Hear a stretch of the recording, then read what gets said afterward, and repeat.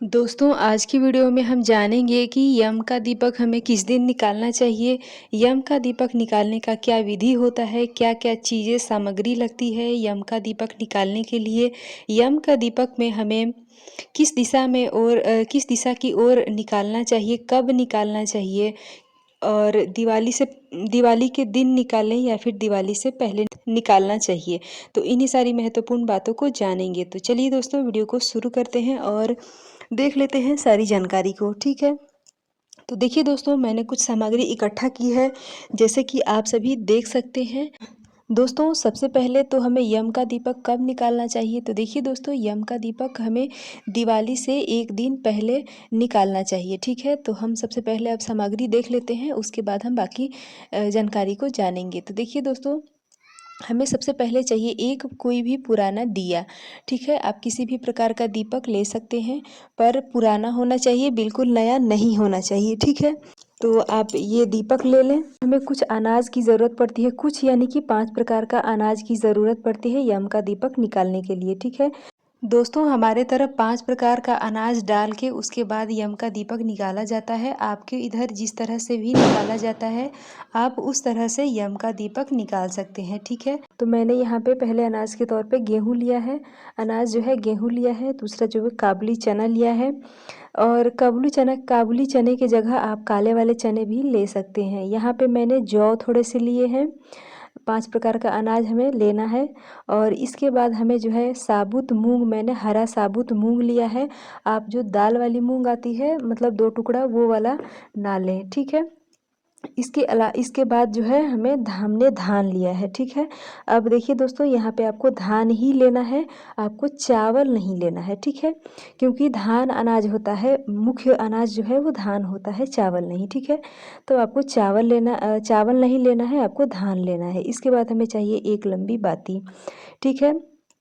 और इसको प्रज्वलित करने के लिए हमें चाहिए दीपक, ठीक है। तो सबसे पहले हम एक एक करके सारे अनाज को दीपक में डाल लेते हैं। उसके बाद जो है हम उसमें तेल डालेंगे। तो तेल आप सरसों का तेल का ही मतलब यम का दीपक जो है वो सरसों के तेल से ही निकाला जाता है, घी या फिर तिल के तेल से नहीं निकाला जाता है। और जैसे हमारे इधर होता है वैसे मैं आपको बता रही हूँ। अगर आपके घर पे घी से यम का दीपक निकाला जाता है तो आप घी से भी निकाल सकते हैं, लेकिन हमारी तरफ जो है सरसों के तेल से ही निकाला जाता है यम का दीपक, ठीक है। तो मैं यहाँ पे अभी नहीं डाल रही हूँ क्योंकि मुझे अभी प्रज्वलित नहीं करना है। मैं वीडियो में बस समझा रही हूँ आपको।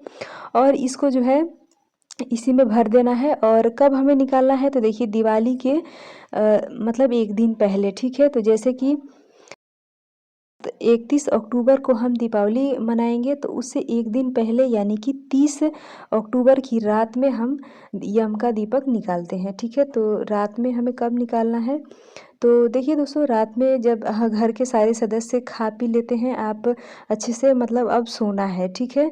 तो उसी समय हमें याद से यम का दीपक निकालना चाहिए, ठीक है। तो आप इस तरह से तैयार करके रखें दिन से ही, और जब आपको निकालना हो आप निकालें। अब हमें इसको कहाँ रखना है निकाल के ले जाके, तो देखिए दोस्तों इसको अपने घर से थोड़ी दूरी पे रखा जाता है।